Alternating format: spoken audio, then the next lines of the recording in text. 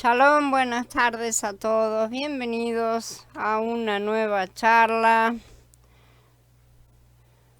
Vamos a hablar acerca de la visitación a Zecaría.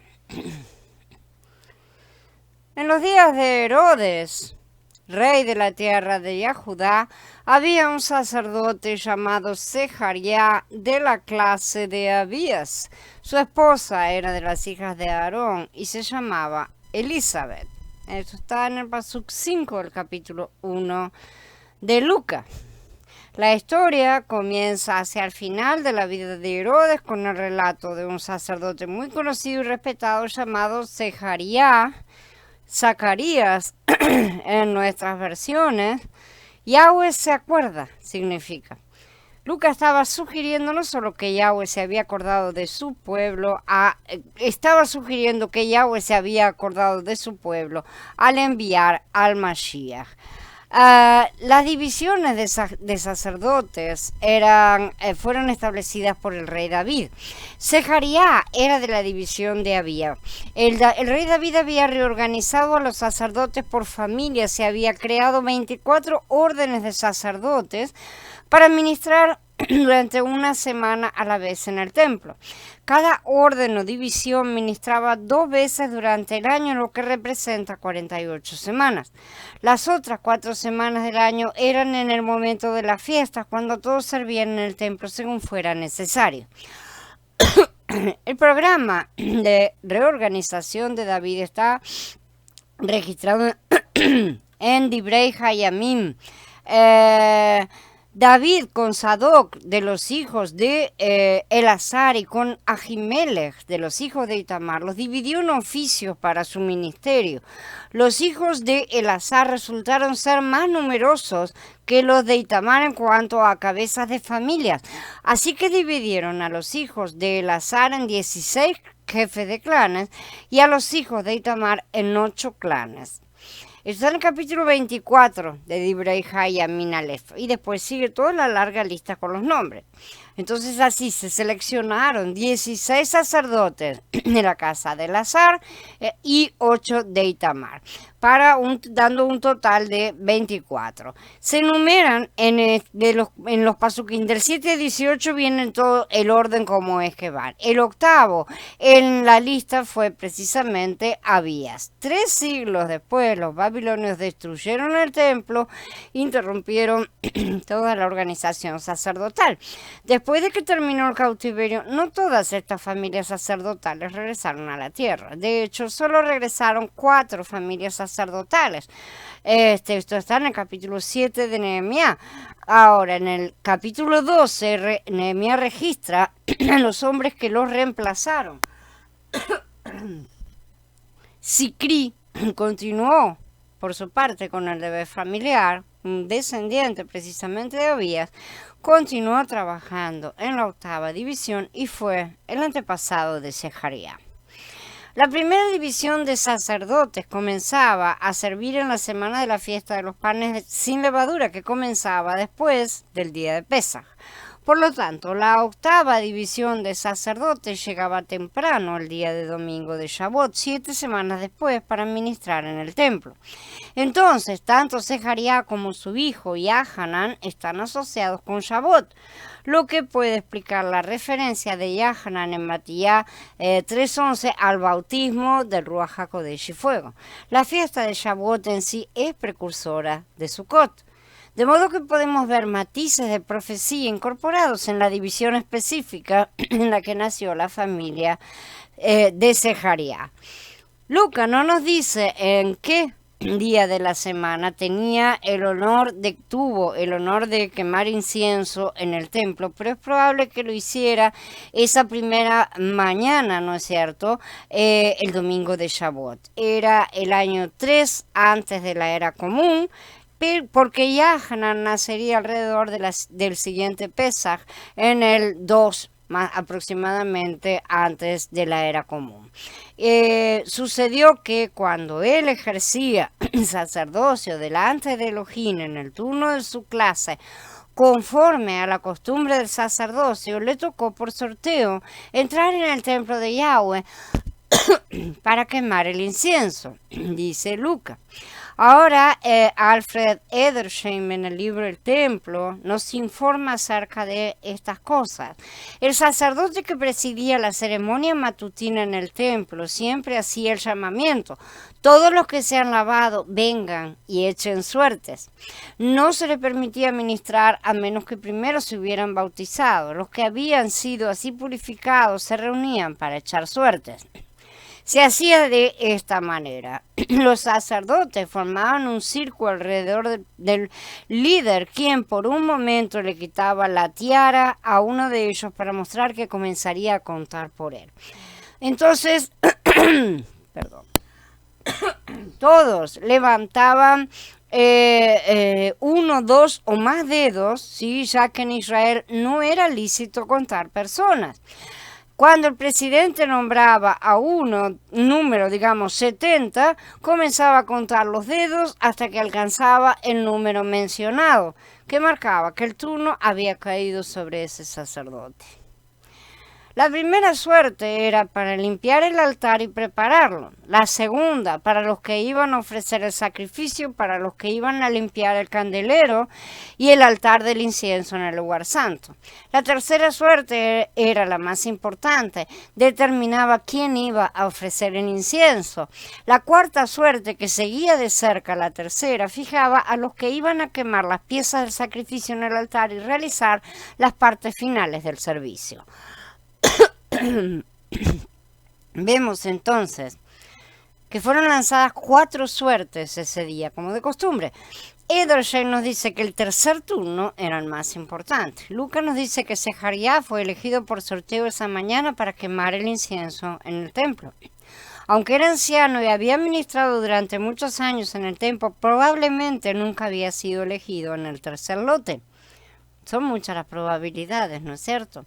Sejarías no tenía hijos, aunque había sido elegido por sorteo y nunca entonces había sido elegido por sorteo para quemar el incienso. ¿Cuántas veces se habría preguntado si Elohim lo había abandonado? Sin embargo, en este día de Shavuot fue elegido para quemar el incienso. ¿Por qué en este año en particular? El momento de la revelación de Sejaría. Sejaría fue elegido para el tercer turno, entonces, en ese Shavuot del año 3, diciéndole que aquí le informan que tendría un hijo el siguiente año. Yahanan nació así entonces alrededor de Pesaj en el año 2 antes de la era común. Y esto fue 532 años, que son 7 veces 76, desde el final del cautiverio babilónico, cuando los primeros inmigrantes se prepararon para regresar a la vieja tierra. 76 es el número de la limpieza. El primer ciclo de 76 años fue necesario para limpiar la tierra, a fin de renovar el calendario, comenzar el reloj, por así decir, llamarlo, con las 70 semanas de Daniel. En 534, antes de la era común, el rey Ciro de Persia emitió su edicto, que permitía que todas las personas deportadas podían regresar a su tierra original. Esto aparece en el libro de Ra. 76 años después, en 458, el rey Artajerjes emitió un segundo decreto que permitía la reconstrucción de Jerusalén. Esto está en el capítulo 7 del libro de Ra. Y este es el decreto que inició la cuenta regresiva de 70 semanas hasta el año 33 de la era común. De 534 al 458 fue el primero de los 7 ciclos de 76 años. Cuando terminó el tiempo de la purificación en el año 2 de la era común, nacieron primero Yahan y después Yahshua. La revelación de Gabriel. Toda la multitud del pueblo estaba afuera, orando a la hora del incienso. Entonces el malaj de Yahweh se le apareció puesto de pie a la derecha del altar de incienso. Para tener la sensación total de asombro que experimentó Sejaría, debemos observar el orden real de los eventos de la ceremonia que fue llamado a realizar. El elegido para quemar incienso debía elegir a 2 ayudantes para que lo acompañaran. Edersheim nos dice, el sacerdote incensario y sus ayudantes se acercaron ahora primero al altar del holocausto. Uno llenó el incienso en un incensario de oro sostenido en una vasija de plata, mientras que otro colocaba en un cuenco de oro las brasas del altar. Al pasar del atrio al lugar santo tocaban un instrumento grande llamado magrefá, al sonido del cual los sacerdotes que estaban fuera se apresuraban en todas partes para adorar y los levitas para ocupar sus lugares en el servicio del canto. Lentamente, el sacerdote y sus asistentes subieron los escalones del lugar santo, precedidos por los 2 sacerdotes que antes habían preparado el altar y el candelero y que ahora quitaron los vasos que habían dejado y adorando se retiraron. A continuación, uno de los asistentes extendió con reverencia las brasas sobre el altar de oro. El otro arregló el incienso. Luego el sacerdote principal oficiante se quedaba solo dentro del lugar santo para esperar la señal del líder antes de quemar el incienso. Probablemente estando así expectante, el malaj Gabriel se le apareció a Zacarías. Cuando el líder dio la orden de mando que marcaba que había llegado la hora del incienso, toda la multitud de afuera se retiraba al patio interior y se postraba delante del Adón, extendiendo las manos en oración silenciosa. Vemos entonces que el malaj aparece en el periodo de silencio, mientras la multitud en el atrio exterior se inclinaba con las manos extendidas y estaban haciendo oración silenciosa. Es el mismo tiempo descrito proféticamente en Gilgalut, cuando se ve al malaj ofreciendo incienso en el templo del cielo. Cuando él abrió el 7º sello, se hizo silencio en el cielo, como por media hora. Edersheim también nos da las oraciones ofrecidas por los sacerdotes y el pueblo en el momento de la ofrenda al incienso.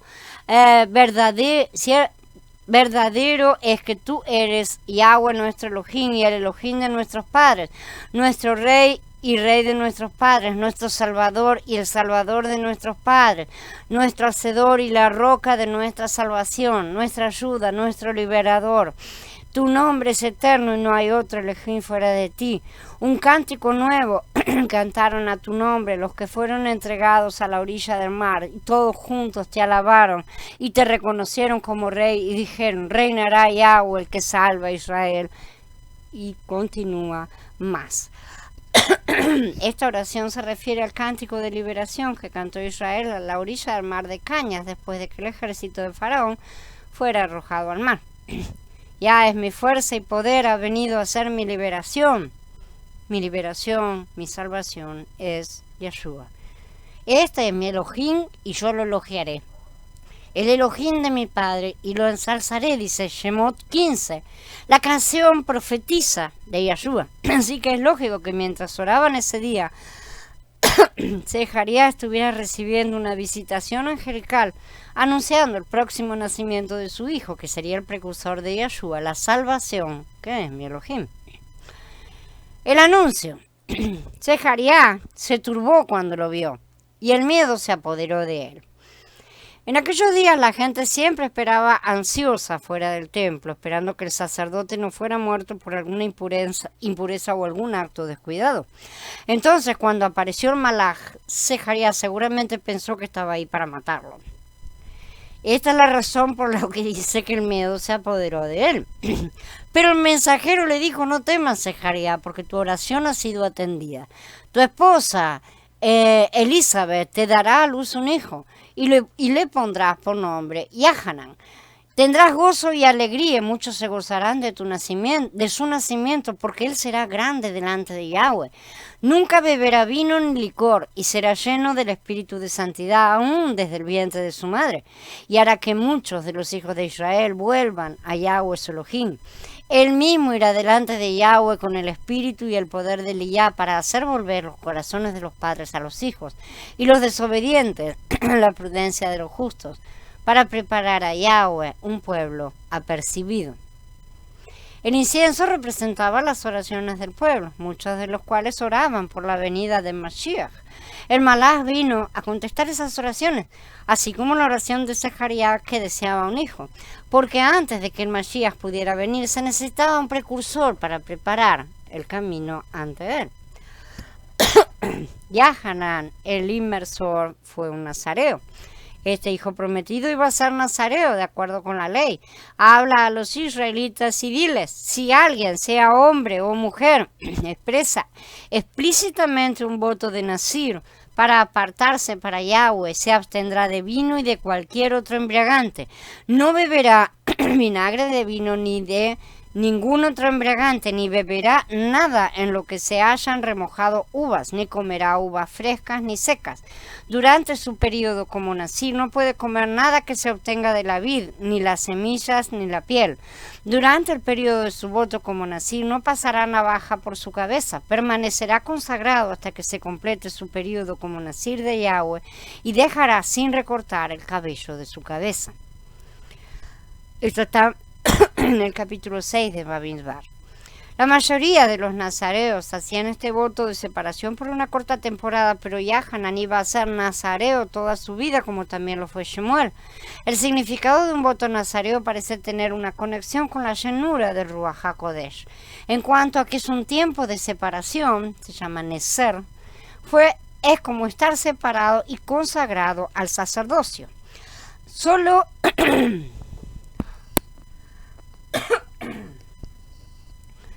a los sacerdotes consagrados se les permitía entrar al lugar santo para ministrar. Como tal, el lugar santo representaba Shavuot, así como el atrio exterior representaba Pesaj y el lugar santísimo representaba la fiesta de Sukkot. Los nazareos consagrados a Elohim eran iguales a los sacerdotes, aunque no descendieran de Aarón ni de Leví. El hermano de Yeshua, Jacob, era de Yahudá y también era nazareo. Y la historia nos dice que se le permitió el acceso al lugar santo en el templo. A él, a Jacob, solo se le permitió entrar en el lugar santo porque sus vestidos no eran de lana sino de lino. Solía entrar al santuario solo y a menudo se encontraba de rodillas suplicando perdón por la gente, por lo que sus rodillas se endurecieron como las de un camello. Dice Eusebio en la historia eclesiástica. Por lo tanto, a Yahanan también, como nazareo, se le dio acceso continuo al lugar santo en el templo. Sin embargo, más tarde encontramos que eligió ministrar en el desierto. El Ruach y el poder de Elías. El Malach también le dijo a Zacarías que su hijo ministraría con el Ruach y el poder de Elías, citando dos pasajes del libro de Malachía. Primero, dice: He aquí voy a enviar a mi mensajero, y él despejará el camino delante de mí. Malachía 3:1. El resto del pasuk habla de la llegada de Mashiach a su templo. Por lo tanto, el pasuk habla primero del mensajero y luego de Mashiach, quien en verdad vino arrepentido e inesperadamente a su templo, y lo vamos a ver en Yahanan en el capítulo 7. El otro pasaje que hizo referencia al Malach es: He aquí te enviaré a Elías, el profeta, antes de la venida del día grande y terrible del Adón, y restaurará el corazón de los padres a los hijos y el corazón de los hijos a sus padres, no sea que yo venga y hiera la tierra con maldición. Esto está en el capítulo 4. En su conocido enfrentamiento con los profetas de Baal, Elías mismo había orado en Melahim Aleph 18: Respóndeme, Yahweh, respóndeme, para que este pueblo reconozca que tú, Yahweh, eres Elohim, porque tú has vuelto atrás el corazón de ellos. El problema fue que Yahanan, el inmersor, fue muerto, su mensaje fue rechazado, y de esta manera fue el precursor de la muerte misma de Mashiach. Por lo tanto, requeriría una segunda venida de Elías, así como de Mashiach, para cumplir la promesa de Elohim. Es importante notar que el Malach no dijo que Yahanan realmente sería Elías encarnado, ni que Elías descendería del cielo. Vino con el Ruach y con el poder de Elías, es decir, teniendo el mismo ministerio, continuando donde lo dejó Elías. Este es el testimonio de Yahanan cuando los judíos le enviaron sacerdotes y levitas desde Jerusalén para preguntarle, ¿quién eres tú? Y le preguntaron, entonces, ¿qué eres Elías? Y él le dijo, no lo soy, eres el profeta, refiriéndose a uno como Moshe en Devarim en 18:18, que es la cita de Moshe. Y él respondió, no. Esto está en el capítulo 1 de Yahanan. Yahanan no era Elías mismo, sino un hombre como él que había sido llamado a continuar el ministerio de Elías, que había sido interrumpido. Nuestra revelación en los últimos años ha sido que esto en realidad es similar, ¿no es cierto? Va a venir en la siguiente vez el ministerio de Elisha, quien fue el primero en continuar donde lo dejó Elías. Esta primera parte que está haciendo Yahanan, el inmersor entonces, es el Elías, el Elías que había de venir. Y tiene que venir todavía un ministerio que lo continuará, que es el de Elisha. Yahanan fue un precursor de la primera aparición de Mashiach, en su primera parte, ¿sí? En la primera de las dos aves, precisamente, el primero de los dos chivos. Hay un ministerio precursor mayor que va a levantarse, es que es un ministerio que va a estar precediendo precisamente a Mashiach en su segunda vez y funcionará con el Ruach de Elisha, pero con la doble porción con el Ruach de Elías, pero con la doble porción de Elisha. O sea, esa doble porción es la doble porción de Elías. Solo esta doble porción puede completar la preparación para la segunda venida de Mashiach, al convertir verdaderamente los corazones de la gente por el poder del Ruach HaKodesh. En otras palabras, antes de la segunda venida de Mashiach tenemos que estar esperando este ministerio y será acompañado por un derramamiento mundial del Ruach HaKodesh para preparar el camino ante él. ¿Sí? Esta será precisamente la venida de un ministerio de Elisha de doble porción. De todos modos, el Malach identificó al hijo de Zacarías con el que prepararía el camino antes de Mashiach. Ahora está claro que su ministerio sería limitado, porque parecería que no lograba cambiar los corazones de los sacerdotes que tenían la autoridad de Judea, así como la del rey. Estaba destinado a morir, así como Mashiach estaba destinado a morir, dando la apariencia de un fracaso, pero cumpliendo las profecías inherentes a los sacrificios. La duda de Zacarías. Zacarías le dijo al Malach, ¿cómo podría estar seguro de esto? Porque yo soy viejo y mi esposa es de edad avanzada. El Malach le respondió, yo soy Gabriel, que estoy delante de Elohim, y me ha enviado para hablarte y anunciar sus buenas noticias. Mira, quedarás mudo y no podrás hablar hasta el día en que se realice esto, por cuanto no has creído en mis palabras, las cuales se cumplirán a su debido tiempo. El ministerio de Elías se acortó porque huyó atemorizado de Jezabel, ¿sí? Entonces Elohim le dijo que ungiera a Elisha para reemplazarlo. El ministerio de Elisha completó el de Elías. Así también la duda de Zacarías presagió la duda de Yahanan, el inmersor, mientras estuvo en la prisión. Los discípulos de Yahanan le informaron de todas estas cosas, y llamando a 2 de sus discípulos, Yahanan los envió al Adón diciendo, ¿eres tú el esperado o buscamos a otro? Aunque Yahanan era el más grande de los profetas hasta ese momento, Yahshua dijo en Lucas 7:28 que el plan de Elohim requería que él fuera sucedido por uno más grande que él, uno con una doble unción para completar el ministerio de preparación. Todavía Mashiach mismo hizo solamente la mitad del trabajo en la primera venida. Por eso somos afortunados en nuestro tiempo, porque estamos llamados a preparar el camino para la segunda venida del Mashiach. Se nos dará una doble unción para completar este ministerio. Creo que de hecho veremos el mayor derramamiento del Ruach HaKodesh en la historia del mundo antes de la segunda venida del Mashiach.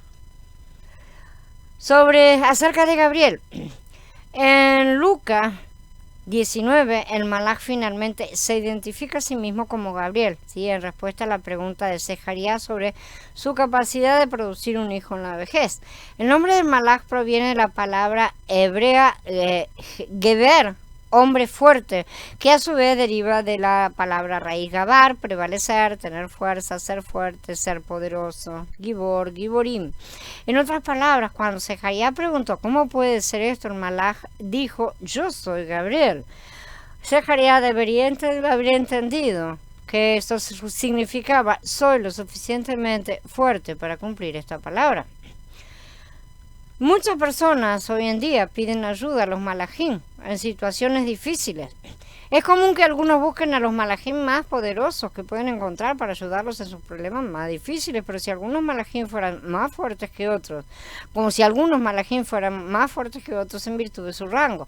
Pero el hecho es que incluso el malaj más débil, si es que lo sabe, es capaz de manejar el peor de nuestros problemas. Siempre que se envía un malaj para ayudarnos, la palabra de Elohim está en ese malaj, así como todo el poder necesario para cumplir su misión. Gabriel se había aparecido 2 veces a Daniel. La primera vez fue en el capítulo 8, cuando se le dijo a Gabriel que le diera al profeta entendimiento acerca de las naciones bestias de Media y de Persia, que aún debían surgir. La segunda ocasión fue después de que Daniel hizo su oración por el arrepentimiento nacional al final de los 70 años de Babel. En el capítulo 9, Gabriel se apareció al profeta para contarle acerca de las 70 semanas de años, ¿sí?, que condujeron al Mashiach y su obra, es decir, 70 por 7. En cada caso, el nombre de Gabriel indica la fuerza para cumplir esas profecías, como lo demostró la historia posteriormente. El pueblo estaba esperando a Sejaría y se extrañaba de que él pasara tanto tiempo en el templo, sigue diciéndonos Lucas. Sin duda, algunos allá afuera se estaban poniendo ansiosos, preguntándose si Elohim podría haber matado a Sejaría. Obviamente esto muestra que la visita angelical tomó algún tiempo y el registro de Lucas en sí es incompleto y no lo menciona. La bendición no dada. Cuando salió no les podía hablar y se dieron cuenta de que había tenido una visión en el templo. Él se comunicaba con ellos por señas y permaneció mudo. La visitación angelical de Sejaría, sin duda, fue motivo de muchas discusiones en el templo durante mucho tiempo. No está claro cuántos detalles les contó Sejaría, pero todos habían visto o oído que él no había podido bendecir a la gente de la manera acostumbrada. ¿Fue este un juicio de Elohim sobre Sejaría solamente, ya que él fue el que dudó? ¿O estaba Elohim reteniendo su bendición sobre el pueblo o la nación de alguna manera? La gente estaba orientada hacia las señales, ¿sí? Por lo que no hay duda de que vieron esto como una señal ominosa, una señal negativa. Lucas luego continúa la historia. Luego, cuando se cumplieron los días de su ministerio, se fue a su casa. Después de aquellos días, su esposa Elizabeth quedó encinta y se recluyó por 5 meses diciendo: qué bien ha obrado conmigo Yahweh, que ahora se dignó mirarme para quitar mi oprobio entre la gente. Si Elizabeth quedara embarazada aproximadamente un mes después de la visitación, habría concebido a Yahanan aproximadamente 3 meses después de la fiesta de Pesaj. Esto significa que 9 meses después Yahanan habría nacido alrededor del tiempo de la siguiente Pesaj. De la misma manera, como sacerdote, habría comenzado su ministerio de tiempo completo a la edad de los 30 años en otra época de Pesaj. Normalmente el sacerdote que había ofrecido el incienso salía del templo y pronunciaba la bendición. El Adón te bendiga y te guarde. El Adón haga resplandecer su rostro sobre ti y tenga piedad de ti. El Adón alce sobre ti su rostro y te conceda shalom. Esta bendición en Bamidbar 6 sigue la ley del Nazareo, por lo que es obvio que Gabriel vincula los 2 pasajes. Pero en esta ocasión no se pronunció la bendición porque Sejaría estaba mudo. Sejaría había cuestionado la capacidad de Gabriel para realizar la promesa y el resultado fue que la bendición fue retirada de la gente. Eso presagió el hecho de que el ministerio de Yahanan, el inmersor, fallaría en preparar completamente el camino para el Mashiach y que el Mashiach fallaría en recibir el cetro del reino en su primera aparición. En cambio, cumpliría la fiesta de Pesaj con su muerte en el madero, la ofrenda de la gavilla mecida con su resurrección y la presentación al Padre, y también Shavuot cuando el Ruach fue enviado a la congregación. Se cumplieron las fiestas de primavera, pero no las de otoño, que incluían las fiestas de Sukkot. La bendición que Zacarías no dio al pueblo decía, ¿no es cierto?, el Adón haga resplandecer su rostro sobre ti, y el Adón alce su rostro sobre ti. Estas bendiciones hablan del rostro de Elohim brillando en nuestro rostro, como se vio con Moshe cuando bajó del monte con su rostro resplandeciente. Esta es la bendición del cuerpo glorificado, visto también cuando Yahshua se transfiguró en Matías 17. Vemos esta promesa profética repetida en el mismo 80. Oh Elohim, restaura, haz resplandecer tu rostro sobre nosotros y seremos salvos. Por lo tanto, la promesa de Sukkot, la plena salvación de Elohim, fue negada al pueblo en la primera aparición de Mashiach. Nos queda entonces ver cumplida esta promesa cuando se cumplan las palabras del apóstol Shaul. Miren, les digo un misterio, no todos dormiremos, pero todos seremos transformados en un instante, en un abrir y cerrar de ojos, a la trompeta final. Porque sonará la trompeta y los muertos resucitarán sin corrupción, y nosotros seremos transformados. Los precursores de Mashiach en su segunda aparición tendrán éxito en su misión de convertir los corazones de la gente. El Ruach de Elohim se derramará poderosamente en los días venideros. No nos volveremos mudos, sino que hablaremos de la bendición de Elohim sobre toda carne y seremos el cumplimiento de la fiesta de Sukkot, cuando los hijos de Elohim se manifiesten al mundo. Bien. Habiendo terminado con la charla, damos por encerrado y en breve nos reunimos para hablar acerca de todas estas cosas. Shalom, hermanos, el Adón siga bendiciéndonos grandemente.